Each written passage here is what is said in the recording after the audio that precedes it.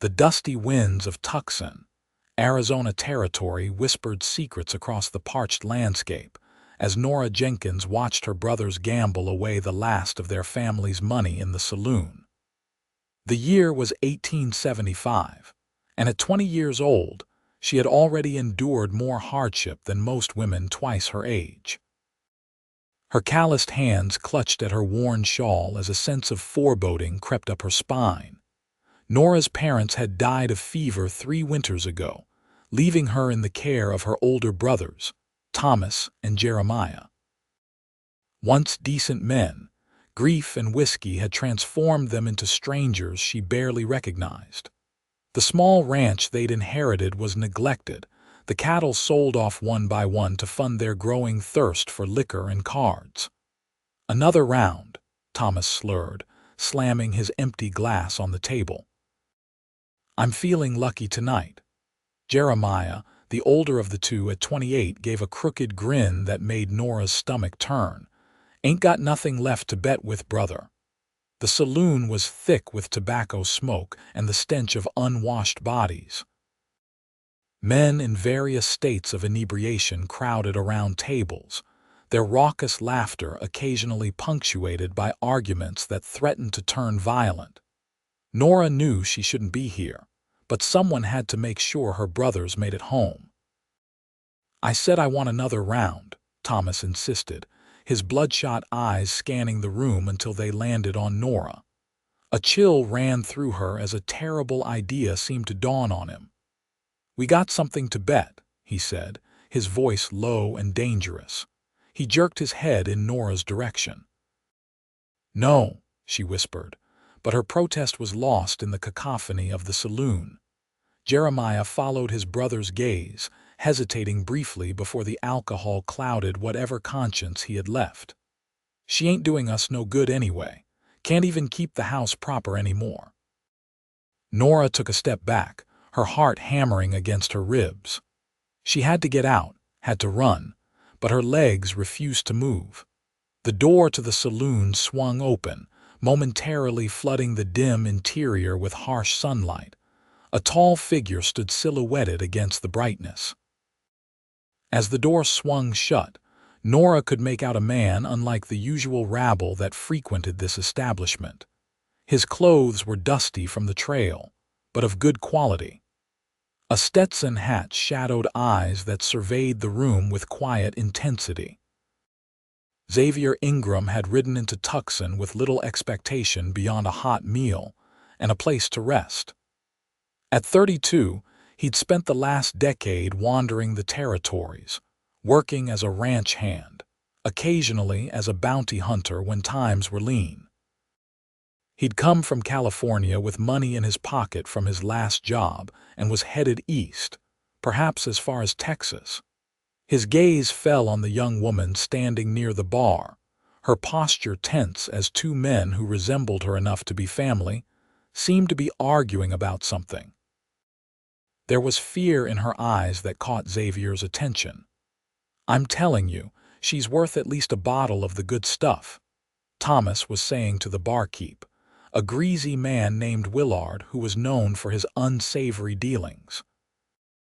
"Don't want no trouble," Willard replied, though his eyes lingered on Nora with obvious interest. "But if you're serious—" "We're serious," Jeremiah cut in. "Our sister's a good worker, strong, healthy, could be useful to a man like yourself." Nora felt the blood drain from her face. "Thomas, Jeremiah, please," she begged, finally finding her voice. "Let's just go home. I'll find work in town. We can manage." Her brothers ignored her pleas. Xavier approached the bar slowly, positioning himself within earshot of the conversation. He ordered a whiskey, watching the interaction from the corner of his eye. "1 bottle now, and another when you're satisfied with her work." Thomas negotiated, grabbing Nora's arm when she tried to back away. "You can't do this," she hissed, trying to wrench free. "I'm not property to be sold." Willard's lips curled into an unpleasant smile. "I reckon that's a fair trade. Been needing someone to clean up around here." His implication was clear in the way his gaze roamed over Nora. Xavier downed his whiskey in one swallow, the burn nothing compared to the anger rising within him. He'd seen plenty of ugliness in his travels, but the casual way these men were treating their own flesh and blood stirred something in him he thought long buried. "How much for the lady?"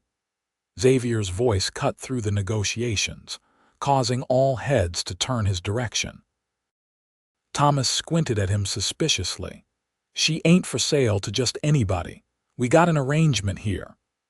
"I'm offering cash," Xavier replied calmly, placing several gold coins on the bar. "More than a couple bottles of whiskey, I'd wager." Nora stared at the stranger, uncertain if this development was any better than her current predicament. Yet there was something in his steady gaze that didn't match the lecherous looks of the other men. Willard frowned, clearly disappointed. "Now hold on, $10, Xavier continued, adding another coin to the pile. "For the lady's freedom, not for ownership." Thomas and Jeremiah exchanged glances, greed quickly overcoming any fraternal responsibility they might have felt. "20, Jeremiah countered. "15, Xavier replied firmly. "And I don't tell the sheriff how you're conducting business." The threat hung in the air. While selling one's sister wasn't technically illegal in the territory, it wouldn't sit well with the local law, particularly given Sheriff Monroe's well-known stance on protecting women. "Fine," Thomas muttered, reaching for the coins. "She's more trouble than she's worth anyway." Xavier placed his hand over the money. "First, I want to hear from the lady. It's her choice." Nora blinked in surprise, unaccustomed to anyone considering her wishes. She looked from her brother's angry faces to the barkeep's disappointed scowl, then to the stranger's steady gaze. "I'll go with him," she said quietly, her voice gaining strength with each word. "I choose to leave with him." Xavier nodded, removing his hand from the coins. Thomas snatched them up greedily, already turning toward the bar to order his drink. Jeremiah at least had the decency to look somewhat ashamed, though not enough to refuse his share of the money. "Get your things if you have any," Xavier told Nora. "I have nothing here," she replied, her chin held high despite the humiliation burning in her cheeks. Xavier guided her toward the door, keeping a respectful distance but close enough to intervene, should her brothers change their minds. As they reached the entrance, he paused, turning back to the Jenkins brothers who were already deep in their cups. "Now you're free," he said to Nora, loudly enough for everyone to hear. "They have no claim on you anymore." The sunlight hit Nora's face as they stepped outside, momentarily blinding her. When her vision cleared, she found herself standing on the dusty street with a stranger who had just paid $15 to prevent her from becoming a barkeep's slave. "Thank you," she managed, unsure what else to say. "But I don't understand why you would help me." Xavier adjusted his hat, shielding his eyes from the sun. No decent man could stand by and watch that happen. He hesitated, seemingly uncomfortable with her gratitude. "Do you have somewhere to go? Family elsewhere?" Nora shook her head. "No, there's just Thomas and Jeremiah. We have had a small ranch outside of town, but I suspect they'll drink away any right to it soon enough." Xavier frowned, considering their options. "I'm staying at the boarding house tonight. Mrs. Peterson runs it. She's a good woman. She might have worked for you or know of something suitable." "I can't repay you," Nora said, sudden panic rising at the thought that this man might expect something in return for his assistance. Xavier's expression softened slightly. "I'm not asking for payment, Miss Jenkins. Just trying to help you find your feet." The walk to the boarding house was silent, Nora acutely aware of the stares from townsfolk who had likely witnessed her entering the saloon earlier. What would they think now, seeing her with this unknown man? Her reputation, already precarious thanks to her brother's notorious behavior, would surely suffer further. Mrs. Peterson, a stout woman in her 50s with shrewd eyes and a no-nonsense demeanor, greeted them at the door of the tidy two-story building.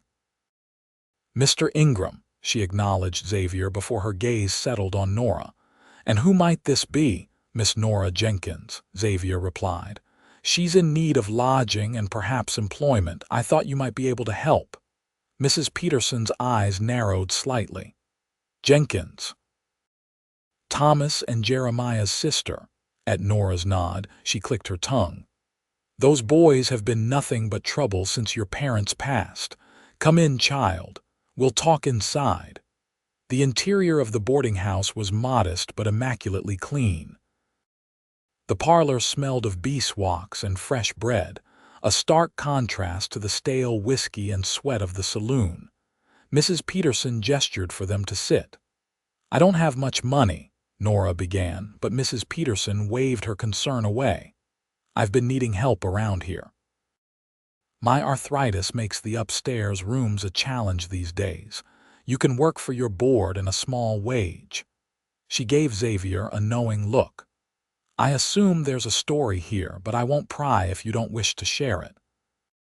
Xavier explained briefly what had transpired, careful to preserve as much of Nora's dignity as possible. Mrs. Peterson's face darkened as she listened. "Disgraceful," she muttered when he finished. "Well, Miss Jenkins, you're welcome here for as long as you need. The room at the end of the hall upstairs is vacant. It's small, but it's yours if you want it." Relief washed over Nora. "Thank you, Mrs. Peterson. I'm a hard worker. You won't regret this." "I'm sure I won't," the older woman replied with a kind smile. "Now let me show you to your room. You look like you could use some rest." As Mrs. Peterson led Nora upstairs, Xavier remained in the parlor, uncertain why he felt so invested in the young woman's welfare. He had planned to leave Tucson the next day, continuing east as he'd intended.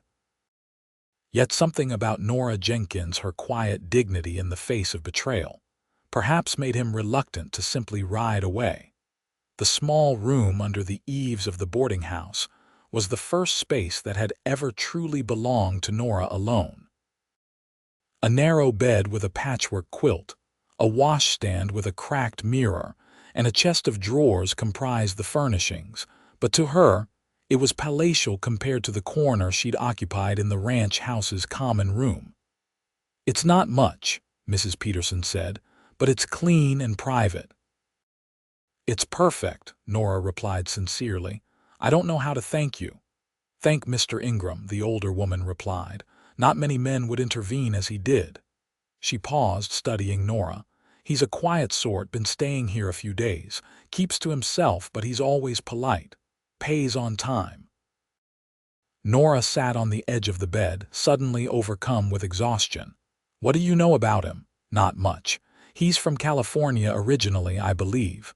Works with horses from what little he's shared. He's heading east, just passing through." Mrs. Peterson moved toward the door. "Rest now. We can discuss your duties tomorrow." After Mrs. Peterson left, Nora allowed herself to cry for the first time since the saloon. Silent tears of relief, grief, and uncertainty coursed down her cheeks. Her brothers, her only family, had valued her less than a bottle of whiskey. The thought was too painful to bear. A soft knock at the door startled her. Wiping her eyes hastily, she called, "Yes." The door opened slightly, and Mrs. Peterson peeked in. "Mr. Ingram is leaving in the morning, but he'd like to speak with you before dinner if you're feeling up to it." Nora nodded, quickly smoothing her hair and dress. "Of course, I'll be right down." Xavier was standing by the window in the parlor, watching the street outside. He turned as Nora entered, his expression unreadable. "Miss Jenkins," he acknowledged with a slight nod. "I hope the room is satisfactory." "More than satisfactory," she replied. "Mr. Ingram, I don't know how to thank you properly for what you did today." He shook his head. "No thanks necessary." He seemed uncomfortable with her gratitude, shifting his weight from one foot to the other. "I wanted to make sure you were settled before I leave tomorrow. A surprising pang of disappointment shot through Nora at the reminder of his imminent departure. "Where are you headed?" she asked, not wanting him to go just yet. "Texas, maybe. I haven't decided exactly." He paused, seeming to debate whether to continue. "I've been offered work at several ranches along the way." "You work with horses," Nora remembered Mrs. Peterson's comment. A ghost of a smile touched his lips. "I do. My father raised quarter horses in California. I grew up around them." "Our ranch," Nora stopped herself. "The ranch had a few horses. Nothing special, but I always loved caring for them." The memory of the gentle creatures brought a genuine smile to her face for the first time that day. Xavier studied her for a moment. "You miss it? The ranch life?" It wasn't a question, but Nora nodded anyway. "It was home, before my parents died, before my brothers."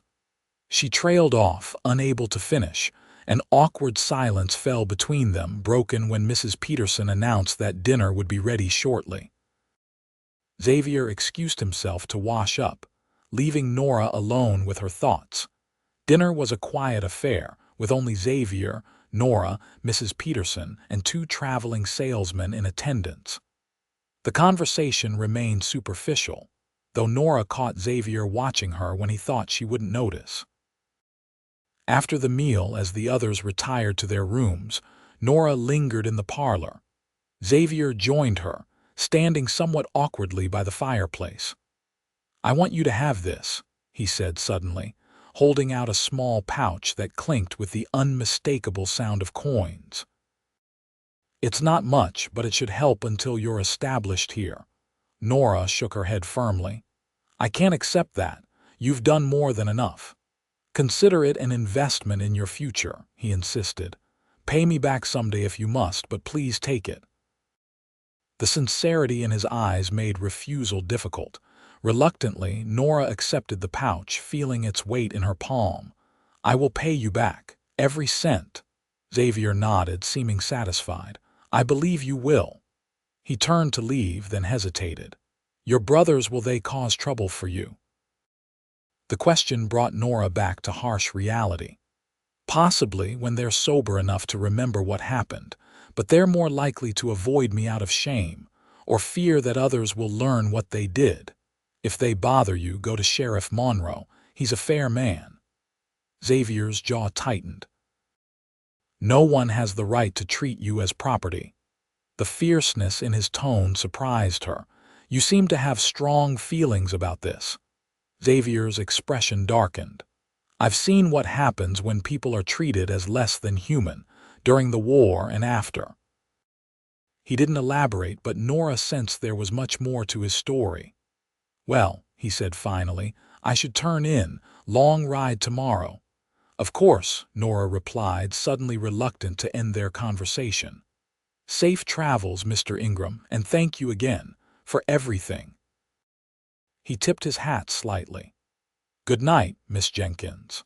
That night, Nora lay awake in her new bed, listening to the unfamiliar creaks of the boarding house. Her mind replayed the day's events, lingering on Xavier Ingram's unexpected intervention. There was something about the quiet cowboy that intrigued her, a depth of character that seemed rare in her experience. Morning came with the smell of coffee and bacon. Nora dressed quickly in her only dress, making a mental note to ask Mrs. Peterson about acquiring at least one more outfit with her small savings. When she descended to the dining room, Xavier was already there, dressed for travel with his saddlebags by the door. "Good morning," he greeted her, his voice formal.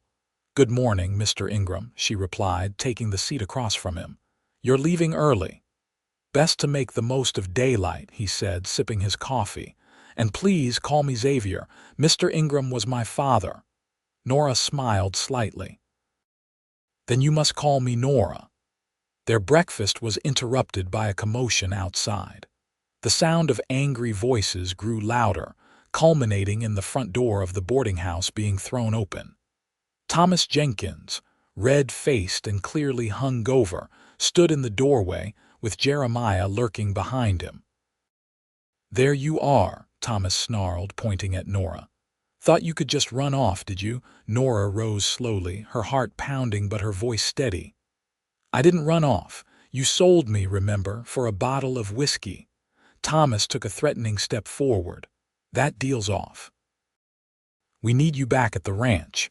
Things are falling apart." Xavier stood, positioning himself between Nora and her brothers. "The lady isn't going anywhere she doesn't want to go." Jeremiah, slightly more sober than his brother, tugged at Thomas's arm. "Let's go, Tom. It ain't worth it." "Stay out of this," Thomas growled at Xavier. "This is family business." "You made it my business when you accepted my money," Xavier replied calmly, though Nora could see tension in the set of his shoulders. "Miss Jenkins is free to make her own choices now." Mrs. Peterson appeared from the kitchen, a rolling pin clutched in her hand. "What is going on in my establishment?"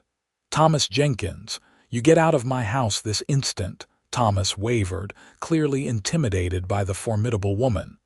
"We just want our sister back." "Your sister works for me now," Mrs. Peterson declared. "And I've already sent word to Sheriff Monroe about yesterday's events. I doubt he'd look kindly on you harassing her." The mention of the sheriff seemed to sober Thomas further. He glared at Nora. "This ain't over." With a final threatening look at Xavier, he stormed out, Jeremiah following after casting an apologetic glance at his sister. When they were gone, Nora's legs gave way, and she sank back into her chair.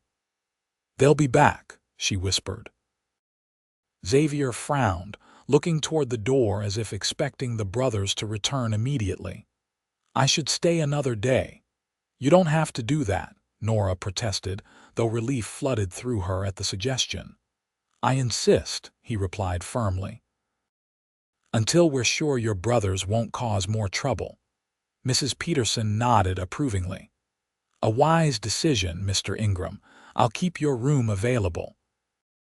Xavier's extended stay stretched from 1 day to 3, as Thomas and Jeremiah continued to make appearances in town, clearly looking for an opportunity to confront Nora.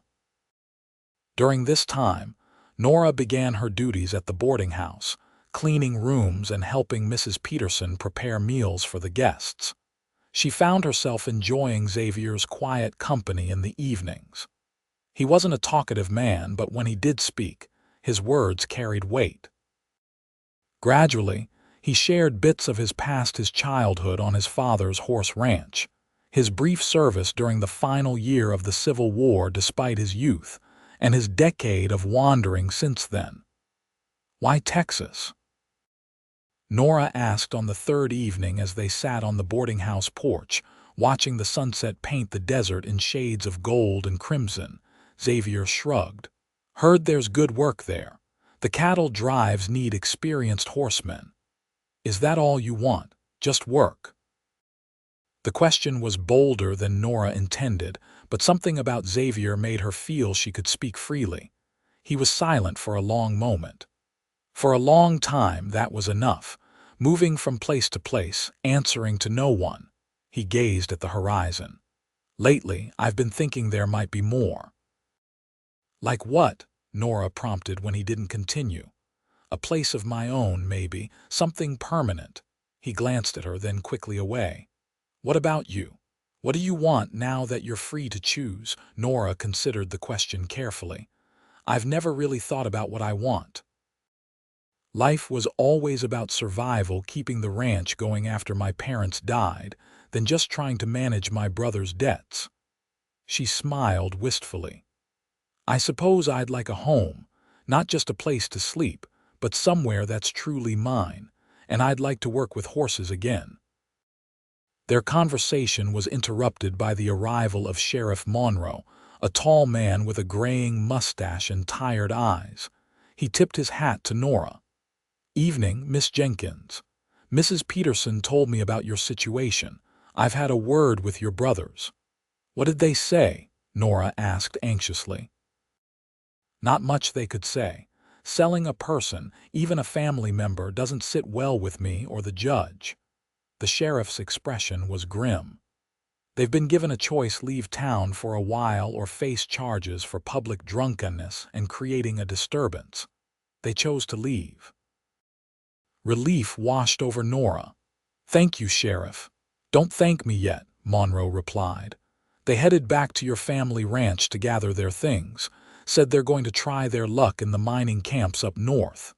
He hesitated. "They were talking about selling the ranch property to cover their debts before they go." Nora felt as if she'd been struck. "They can't do that. The ranch belongs to all of us. My father's will was clear." "You have a copy of the will?" Xavier asked, speaking for the first time since the sheriff's arrival. Nora shook her head. "It's at the ranch, in my father's old desk." Sheriff Monroe adjusted his hat. "I'd suggest you get out there and secure that document before your brothers do something foolish. The law will support your claim if you can prove joint ownership." After the sheriff left, Nora paced the porch anxiously. "I need to go to the ranch first thing tomorrow." "I'll take you," Xavier said without hesitation. "My horse is strong enough for both of us." "You were supposed to leave days ago," Nora reminded him. "I can't keep delaying your journey." "A few more days won't matter," he replied. "Besides, I'd like to see this ranch of yours." The next morning dawned clear and cool, perfect for riding. Xavier's horse, a sturdy bay gelding named Copper, seemed unbothered by the extra rider as they set out for the Jenkins ranch, which lay about 5 miles outside of town. Nora sat behind Xavier, her arms wrapped tentatively around his waist. The closeness was both uncomfortable and oddly comforting. She directed him along the familiar road, memories flooding back with each landmark they passed. "There," she said finally, pointing to a weathered gate hanging askew on its hinges. "That's the entrance." The Jenkins ranch had clearly seen better days. The house, a modest structure of adobe and wood, needed repairs to its roof and porch. The corral fences were broken in places, and the barn door hung at an angle. Yet despite its dilapidated state, Nora felt a surge of homecoming as they approached. "It looks worse than when I left," she said sadly. "They've really let it go." Xavier surveyed the property with a horseman's eye. "The land is good, though, good grazing, and that creek provides reliable water." They dismounted in the yard, Xavier tying Copper to a hitching post that seemed stable enough. The house was silent, no sign of Thomas or Jeremiah. "They must be in town," Nora said, relief evident in her voice. She pushed open the front door, wincing at the musty smell that greeted them. "My father's desk is in the back room." The interior of the house reflected the same neglect as the exterior. Unwashed dishes were piled in the kitchen, empty bottles littered the floor, and dust covered every surface. Nora moved through the rooms with determined steps, trying to ignore the painful evidence of how far her childhood home had fallen. The back room, which had once been her father's study, was in slightly better condition. The desk still stood against the wall, its surface cluttered with papers.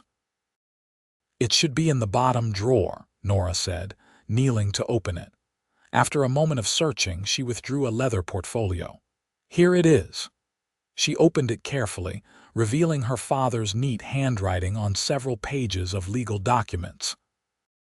"The ranch is to be shared equally among his 3 children," she read aloud, "with the stipulation that it cannot be sold without the agreement of all 3 parties. Xavier nodded, looking relieved. "That's clear enough. Your brothers can't sell it without your consent." Nora clutched the document tightly. "I should take this to town, have the sheriff witness it." A noise from outside caught their attention, the sound of horses approaching. Nora moved to the window, her face paling as she recognized her brothers riding into the yard, accompanied by a third man she didn't know. "It's Thomas and Jeremiah," she whispered. "And someone else." Xavier joined her at the window, his expression hardening as he observed the men dismounting. That's Harvey Boone with them. He's a land speculator. Been buying up distressed properties all over the territory. Nora's grip on the will tightened. They're really going to try to sell it. Not if we can help it, Xavier replied, his voice steady. Stay here, I'll talk to them. No, Nora said firmly, squaring her shoulders. This is my fight too. I'm coming with you.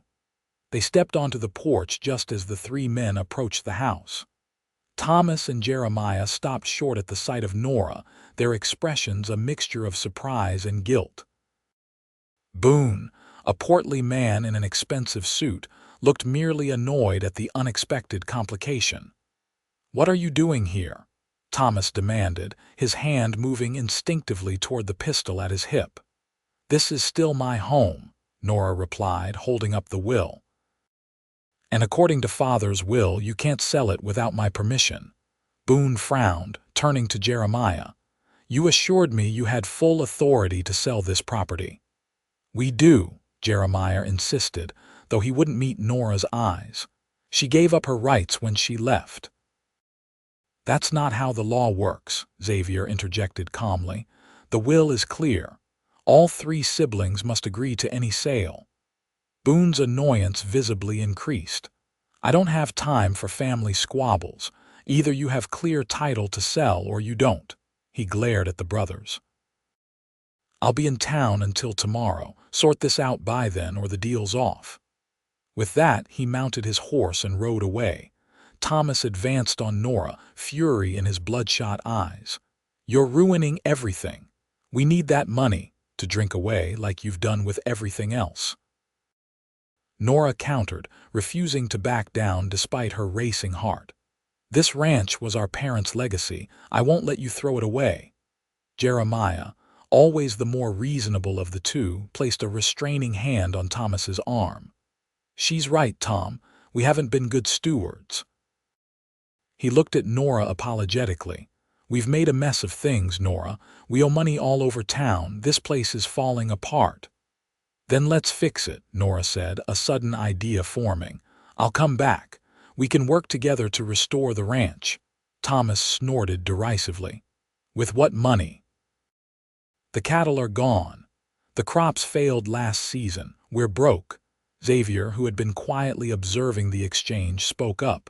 What if you had help? Someone with experience in ranching and horses. All eyes turned to him. You? Thomas asked incredulously. Why would you care about our ranch? Xavier's gaze met Nora's briefly before answering. I've been looking for a place to settle. This land has potential. With hard work and proper management, it could be profitable again. Nora stared at him, hardly daring to believe what she was hearing. Just days ago, he had been set on continuing to Texas. Now he was offering to help save her family's ranch. What's in it for you? Jeremiah asked suspiciously. A partnership, Xavier replied. I have some savings, enough to buy new stock and make essential repairs. In return, I get a share of the profits. Thomas shook his head. No deal. We don't need some stranger telling us how to run our ranch. It's not just your decision, Nora reminded him, finding new courage. According to the will, I have an equal say. And I think we should consider Mr. Ingram's offer. Jeremiah looked thoughtful. We could use the help, Tom, and it beats selling to Boone for a fraction of what the place is worth. Thomas glared at each of them in turn before stomping away toward the barn, muttering curses under his breath. He'll come around, Jeremiah said, though he didn't sound entirely convinced. Or he'll drink himself into agreeing. He extended his hand to Xavier. We can discuss terms once he's cooled down. After Jeremiah followed his brother to the barn, Nora turned to Xavier, her expression a mixture of gratitude and confusion. You're not really planning to go to Texas, are you? Xavier looked out over the neglected ranch, his gaze lingering on the distant mountains. I've been drifting for 10 years. Maybe it's time to stop.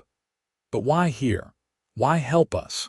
Nora pressed, needing to understand his motivation. He was quiet for a long moment. When I saw you in that saloon, something changed. I couldn't just ride away and forget. His eyes met hers, unusually vulnerable. I'd like to see what this place could become, what we could build here. The word "we" hung between them, full of possibility. Nora felt a warmth spread through her chest that had nothing to do with the Arizona sun. It won't be easy, she warned him. My brothers are difficult at the best of times, and the ranch needs so much work. Xavier's mouth quirked in a rare smile. I've never been afraid of hard work, and as for your brothers, he shrugged. They'll either help or they won't, but I suspect they'll come around when they see results. The next few weeks proved Xavier right. Though Thomas remained surly and skeptical, he grudgingly participated in the repairs Xavier initiated. Jeremiah, showing signs of the responsible man he had once been, threw himself into the work with growing enthusiasm. Nora divided her time between the ranch and her duties at Mrs. Peterson's boarding house, determined to honor her commitment there while helping to rebuild her family home. Each day brought new challenges, but also small victories: a repaired fence, a cleaned-out barn, fresh paint on the house trim. Xavier purchased a small herd of cattle and 2 breeding mares with his savings, the beginning of what he hoped would become a profitable operation. He worked from dawn until dusk, his quiet competence gradually earning the respect of even Thomas. As summer progressed into fall, the Jenkins ranch began to show signs of revival. The house was clean and repaired, the corral sturdy enough to hold the new livestock, and the fields prepared for spring planting. Nora found herself looking forward to her days at the ranch, particularly the moments when she worked alongside Xavier. They developed an easy rapport, their conversations flowing more freely as they became accustomed to each other's company. Nora discovered that beneath Xavier's reserved exterior was a thoughtful, intelligent man with a dry sense of humor that surfaced when she least expected it. One evening in late September, as they sat on the newly repaired porch watching the sunset, Xavier turned to Nora with unusual seriousness. Mrs. Peterson mentioned you might be considering moving back to the ranch permanently. Nora nodded. I've been thinking about it. The house is livable again, and I could do more good here than at the boarding house. She hesitated. Does that change our arrangement? No, Xavier replied quickly. In fact, I think it would be beneficial. The ranch needs a woman's touch. He looked away, seemingly embarrassed by his choice of words. What I mean is, your presence would make this place more of a home. A comfortable silence fell between them, broken only by the distant lowing of cattle and the whisper of the wind through the cottonwoods along the creek. Xavier, Nora said finally, gathering her courage. Why did you really stay? The truth. He studied his hands for a long moment before answering. When I was younger, I thought adventure was what I wanted. New places, new faces, freedom to come and go as I pleased. He glanced at her. But freedom can be a lonely thing after a while. And now, Nora prompted gently. Now I find myself wanting roots, a purpose. His voice dropped lower. Someone to share it with. Nora's heart quickened at his words. Is that why you helped me? Because you were lonely? Xavier shook his head. I helped you because it was the right thing to do. I stayed because. He paused, choosing his words carefully. Because in you I saw someone worth staying for. The simple honesty of his statement took Nora's breath away. No one had ever valued her so plainly, so sincerely. I don't have much to offer, she said softly.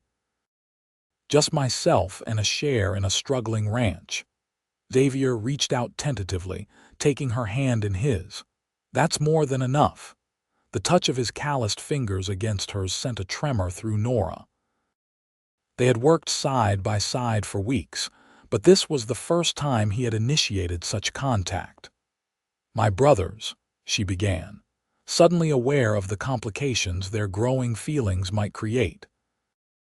We'll have to accept that you're a grown woman capable of making your own choices, Xavier finished firmly. "You're not their property. You never were."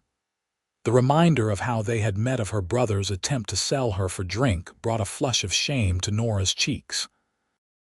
Xavier seemed to sense her discomfort. "That day in the saloon," he said quietly, "when I told you that you were free, I meant it. Whatever happens between us, that won't change. Your choices are your own." The depth of understanding in his eyes moved Nora deeply. "Thank you for that. For everything." As autumn deepened into winter, the relationship between Nora and Xavier grew steadily, nurtured by shared work and purpose. She moved back to the ranch permanently in November, taking over the household management while continuing to help with the outdoor work she loved. Thomas, seeing the improvements to the ranch and the growing profits from Xavier's careful management, gradually abandoned his hostility. He still drank more than was good for him, but less than before. Jeremiah, meanwhile, seemed to rediscover his better nature, taking particular interest in the horse breeding program Xavier had initiated. The first snowfall of the season came in early December, dusting the desert landscape with a delicate white that transformed the ranch into something magical. Nora stood at the kitchen window, watching Xavier chop wood for the stove, his breath visible in the cold air. Jeremiah entered the kitchen, stamping snow from his boots. "Xavier's a good man," he said abruptly, following her gaze. "Better than we deserved after what we did." Nora turned to her brother, surprised by the admission. "Yes, he is. He loves you, you know." Jeremiah's directness was unexpected. "Even Thomas has noticed, says it's plain as day in the way he looks at you." Warmth flooded Nora's cheeks. "Has he said something to you?" Jeremiah shook his head, a rare smile crossing his face. "He doesn't have to, but he did ask me something yesterday." He paused, watching her reaction. "He asked if Thomas and I would object to him courting you properly." Nora's heart skipped a beat. "What did you say?" "I said he'd be a fool not to, and we'd be bigger fools to stand in his way." Jeremiah's expression turned serious. "We owe you more than we can ever repay, Nora. What we did. There's no excuse. But if you can find happiness with Xavier, then at least something good came from our disgrace." Tears pricked at Nora's eyes. This was the closest either of her brothers had come to a direct apology for their actions that day in the saloon. "Thank you, Jeremiah." He nodded awkwardly, clearly uncomfortable with the emotional moment. "Just don't tell Thomas I got sentimental. He'd never let me hear the end of it." With that, he headed back outside, leaving Nora with her thoughts. That evening, after dinner, Xavier asked Nora to join him for a walk despite the cold. They bundled up in coats and scarves, their boots crunching in the fresh snow as they headed toward the creek. "Your brothers seem more at ease lately," Xavier commented as they walked. "Especially Jeremiah." Nora smiled, her breath forming clouds in the frosty air. "He's becoming more like the brother I remember from before our parents died. Thomas, too, in his way." They reached the creek, now partially frozen, its surface glittering in the moonlight. Xavier stopped, turning to face her. "Nora, there's something I need to ask you." His normally confident voice held a note of uncertainty. "Jeremiah mentioned you spoke with him," she said, saving him the preamble. Xavier looked momentarily taken aback, then smiled ruefully. "I should have known he'd tell you. Does that mean you already know what I want to ask?" "I think so," Nora replied, her heart racing, "but I'd like to hear it from you." Xavier took her gloved hands in his. "When I came to Arizona, I was just passing through. I had no intention of staying, no thought of putting down roots." His eyes held hers steadily. "Then I met you and everything changed. You changed me, Nora." She squeezed his hands encouragingly, too moved to speak. "I know it hasn't been long," he continued, "but I've never been more certain of anything in my life. I love you. I want to build a life with you, right here on this land that means so much to you." He took a deep breath. "Nora Jenkins, will you marry me?" Though she had anticipated the question, hearing it spoken aloud filled Nora with overwhelming joy. "Yes," she whispered, then louder. "Yes, Xavier. I will marry you." His face lit with such happiness that it transformed his usually serious features. He pulled her into his arms, his kiss both tender and passionate in the quiet winter night. When they returned to the house, cheeks flushed from more than just the cold, they found Thomas and Jeremiah waiting in the parlor, a bottle of good whiskey and 4 glasses on the table. "Thought we might have something to celebrate," Jeremiah said with a knowing smile. Xavier's arm tightened around Nora's waist. "You do, if you're willing to welcome me into the family officially." Thomas, more somber than usual, stood and extended his hand to Xavier. "You're a better man than either of us, Ingram. Our sister deserves that." The admission clearly cost him some pride, but his handshake was firm. Jeremiah poured the whiskey, raising his glass in a toast. "To Nora and Xavier, may your marriage bring you the happiness you both deserve." As they drank to the engagement, Nora felt a sense of completion she had never expected to find. The ranch that had once been a symbol of loss and hardship was becoming a home again, not just for her, but for the family she and Xavier would create together. The wedding took place in early spring, when the desert bloomed with wildflowers, and the ranch showed the full benefits of 6 months of dedicated work. The ceremony was small, held in the Tucson church with Mrs. Peterson, Sheriff Monroe, and a few townspeople in attendance, along with Thomas and Jeremiah. Nora wore a simple white dress ordered from a catalog, with a crown of desert flowers in her hair. Xavier, dressed in a new suit, waited for her at the altar with an expression of wonder as she walked toward him on Jeremiah's arm. The minister spoke of love, commitment, and new beginnings as they exchanged their vows. When Xavier placed the gold band on Nora's finger and said, "With this ring I thee wed," his voice was steady and sure. The celebration afterward, held at the ranch, lasted well into the evening. Even Thomas maintained sobriety for the occasion, dancing with Mrs. Peterson while Jeremiah played the fiddle he had unearthed from the attic and restored for the wedding. As night fell, the guests departed, leaving the newlyweds alone on the porch of what was now their home. Xavier drew Nora into his arms, gazing at her with undisguised adoration. "Mrs. Ingram," he said softly, testing the sound of her new name. "I never thought I'd find someone like you." Nora rested her head against his chest, listening to the steady beat of his heart. "Nor I you. Especially not under those circumstances." Xavier's arms tightened around her. "I thank God every day that I walked into that saloon at that exact moment." "As do I," Nora whispered. "You gave me freedom when I had none, and now you've given me a future I never dared to imagine." Their life together unfolded with the changing seasons. The ranch prospered under their joint management, with Xavier's expertise in horses bringing buyers from as far as California. Nora's vegetable garden expanded into a small orchard, providing fresh produce for the family and surplus to sell in town. Thomas eventually moved on, drawn to the excitement of the silver mines in Colorado. He visited occasionally, always a bit restless but gradually finding his way to a steadier life. Jeremiah remained, building a small cabin on the property and becoming an integral part of the ranch operations, particularly the horse breeding that became their specialty.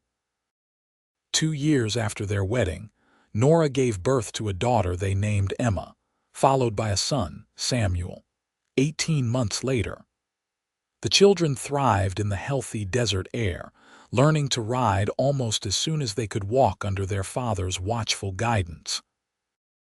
On the 5th anniversary of the day they met, Xavier took Nora riding to a hilltop overlooking the ranch. The land below them was transformed from the neglected property she had returned to that fateful day. Neat fences enclosed grazing cattle. The barn and stables housed prize horses, and their home stood welcoming and solid. Smoke curling from the chimney where Mrs. Peterson, now a regular visitor and honorary grandmother to their children, was watching Emma and Samuel. "It's remarkable what we've accomplished," Nora said, surveying their domain with pride. Xavier took her hand, bringing it to his lips. "The ranch is only part of it. Look at our family, our children, the life we've built together." "All because you stopped at that saloon," Nora mused. "All because you couldn't stand by and watch an injustice." "All because I found the woman I didn't know I was searching for," Xavier corrected gently. "Everything else, the ranch, our success, that's the result of who we are together." Nora leaned against him, content in a way she had never imagined possible in those dark days after her parents' death. "Do you ever wonder what would have happened if you had continued on to Texas as you planned?" Xavier shook his head firmly. "No. From the moment I saw you, there was no other path for me." He smiled, the expression now familiar and beloved on his once solemn face. "Some men search their whole lives for purpose. I found mine the day I told you that you were free. And I found mine in choosing to build a life with you," Nora replied, lifting her face for his kiss as the sun began its descent over the land that was their legacy, a legacy born from one act of compassion that had blossomed into a love strong enough to transform both their lives. As they rode back to the ranch, Nora reflected on the journey that had brought them to this point. From the depths of despair in that Tucson saloon to the heights of joy she now experienced daily, the path had not always been easy. There had been struggles, disagreements, and challenges along the way. But through it all, the foundation remained solid, built on respect, freedom, and a love that had recognized itself even in the most unlikely of circumstances. Their children ran to meet them as they approached the house, Emma's dark hair flying behind her, Samuel toddling determinedly in his sister's wake. Xavier dismounted first, lifting Nora down before gathering both children in his arms. "Papa, Grandma Peterson made pie," Emma announced importantly. "And Uncle Jeremiah says he'll teach me to play the fiddle when my hands are bigger." "Is that so?" Xavier asked, his voice warm with amusement.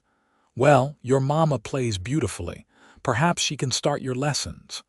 Nora took Samuel from his arms, kissing the boy's chubby cheek. "First, let's have some of that pie. Then we can talk about music lessons." As they entered the house together, the air fragrant with cinnamon and apples, Nora caught Xavier's eye over their children's heads. The look they shared spoke volumes of gratitude for the past, joy in the present, and hope for the future that stretched before them, as vast and promising as the Arizona sky. In the years that followed, the Ingram family weathered the changes that swept through the Arizona territory. The railroad arrived, bringing new opportunities and challenges. Their ranch expanded, becoming known throughout the region for its quality horses and cattle. More children joined their family, twin girls named Clara and Catherine, and another son, Matthew, who inherited his father's quiet strength and his mother's determination. Jeremiah eventually married a schoolteacher from Tucson. Building a proper home on the land, Xavier and Nora deeded to him, in recognition of his partnership in the ranch's success. Thomas visited less frequently as the years passed, but his letters spoke of a man who had finally found his own way, prospecting in the Colorado mountains with moderate success. Through it all, Xavier and Nora remained each other's foundation, their love deepening with shared joys and sorrows. When drought threatened their livelihood, they faced it together. When illness swept through the territory, claiming friends and neighbors, They nursed each other and their children with unwavering devotion. On their 20th wedding anniversary, with their oldest children grown or nearly so, Xavier surprised Nora with a trip to California to visit his childhood home. The journey was a revelation for Nora, who had never traveled beyond Arizona. The ocean, vast and mesmerizing, reminded her of the limitless possibilities that had opened before her the day Xavier had entered her life. Standing on the beach, watching the waves crash against the shore, Nora turned to her husband. The years had added silver to his hair and lines around his eyes, but to her, he was as handsome as the day she first saw him silhouetted in the saloon doorway. "Thank you," she said simply. Xavier raised an eyebrow. "For the trip. It's long overdue." Nora shook her head, linking her arm through his. "For everything. For stopping that day. For saying those words that changed my life." "Now you're free," Xavier recalled softly. "I meant them then, and I've tried to honor them every day since." "You have," Nora assured him. "And in freeing me, you found your own freedom from wandering, from loneliness." As the sun set over the Pacific, painting the sky in colors more vivid than even Arizona's famous sunsets, Xavier drew his wife into his arms. "The best decision I ever made was staying in Tucson. Building a life with you." Nora rested her head against his shoulder, marveling at the journey that had brought them from that desperate moment in a frontier saloon to this peaceful shore on the edge of the continent. A journey of love, respect, and the freedom to choose each other, day after day, year after year.